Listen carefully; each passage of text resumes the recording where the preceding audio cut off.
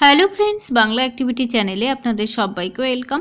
SSC নিয়ে আজকেই হেস্তনেস্ত on spot notice দিয়ে মেধা তালিকা প্রকাশ ও কাউন্সিলিংয়ের দিন ঘোষণা করতে হবে। বিরাট আন্দোলনে হবু শিক্ষকরা। চলুন এ বিষয়ে আমরা বিস্তারিত জেনে নিই। ফের পথে নামছেন চাকরিপ্রার্থীরা।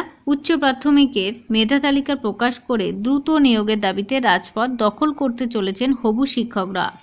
আপার প্রাইমারি চাকরিপ্রার্থীরা আজ সোমবার 23 তারিখ কমিশন ঘেরাও কর্মসূচি রাজপথে ঐতিহাসিক আন্দোলনের ডাক দিয়েছেন।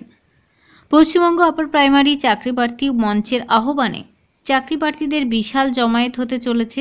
চাকরিপ্রার্থীদের একটাই দাবি, তা হলো অন স্পট নোটিশ দিতে হবে, না হলে অবিলম্বে ওয়েবসাইটে মেধা তালিকা প্রকাশ করতে হবে। কাউন্সিলিংয়ের নোটিশ আপলোড হলেই কিন্তু আন্দোলন প্রত্যাহার করবেন, এমনটাই জানিয়েছেন হবু শিক্ষকরা। কলকাতা হাইকোর্টে ডিভিশন বেঞ্চে নিয়োগ করার অর্ডার থাকা সত্ত্বেও কমিশন এখনও পর্যন্ত কাউন্সিলিং নোটিশ জারি করেনি স্কুল সার্ভিস কমিশন, এমনটাই কিন্তু জানিয়েছেন। তাই নিজের হকের চাকরি সুনিশ্চিত করতে আগামী সোমবার অর্থাৎ আজকে দলে দলে যোগদান করার আহ্বান জানিয়েছেন হবু চাকরিপ্রার্থীরা।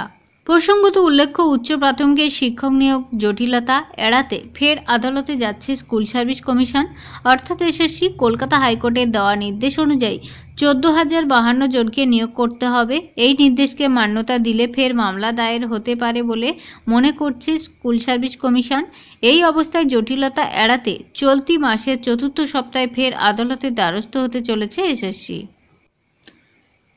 এ বিষয়ে বিকাশ ভবনের এক আধিকারিক কি বলেছেন, চলুন এই ভিডিওতে আমরা বিস্তারিত জেনে নিই।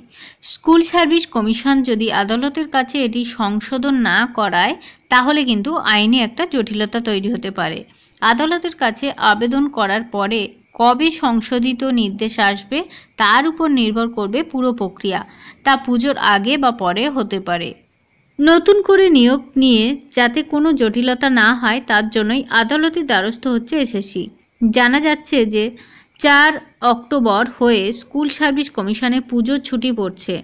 তার আগে যদি আদালত সংশোধন করে দেয় তাহলে পুজোর আগে আরও 2 দিন সময় নিয়ে প্যানেল প্রকাশ করার সম্ভাবনা রয়েছে কমিশনের তরফ থেকে। পুরো বিষয় আদালতের নির্দেশের উপর নির্ভর করছে বলে এমনটাই জানালো এসএসসি। তো বন্ধুরা, বুঝতেই পাচ্ছেন পুরো বিষয়টা কিন্তু আদালতের নির্দেশের উপর নির্ভর করছে। অনেক ধন্যবাদ সঙ্গে থাকার জন্য। চ্যানেলে নতুন হলে অবশ্যই চ্যানেলটিকে সাবস্ক্রাইব করে সঙ্গে থাকবেন পরবর্তী আপডেটের জন্য।